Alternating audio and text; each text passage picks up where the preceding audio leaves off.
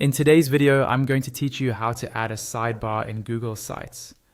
We'll walk through this process step by step, so even if you're new to Google Sites, you'll be able to follow along and customize your navigation layout with confidence.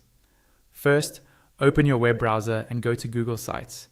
If you're signed into your Google account, you should land on the main Google Sites dashboard, where you'll see a list of all the sites you've created or have access to. If you don't see your sites right away, make sure you're signed into the correct Google account that owns the site you want to edit. Next, find the site you want to work on and click it to open it in the editor. This will take you into the Google Sites editing interface, where you can see your pages, content, and layout. Take a second to confirm you're on the correct site, especially if you manage multiple projects, because the changes you're about to make will affect how visitors navigate this specific site. Now, look to the top of the screen for the gear icon, which represents settings. Click on that gear icon to open the Site Settings panel.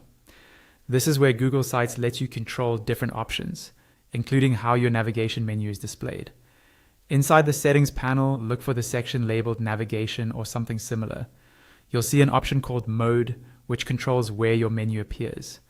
Right now, it's probably set to Top, meaning your navigation bar is across the top of the page. Click the drop-down menu next to Mode to see the available layout options. From this drop-down, choose the option that places the navigation as a sidebar instead of across the top. Depending on your version, it may be labeled as Side or Similar. Selecting this option instantly tells Google Sites to move your menu to the side of the page, creating that classic sidebar look. This is especially useful if you have many pages or want a more app-like layout where your navigation is always visible. Once you've selected the sidebar option, you can close the settings panel. To do that, simply click the X at the top corner of the settings window.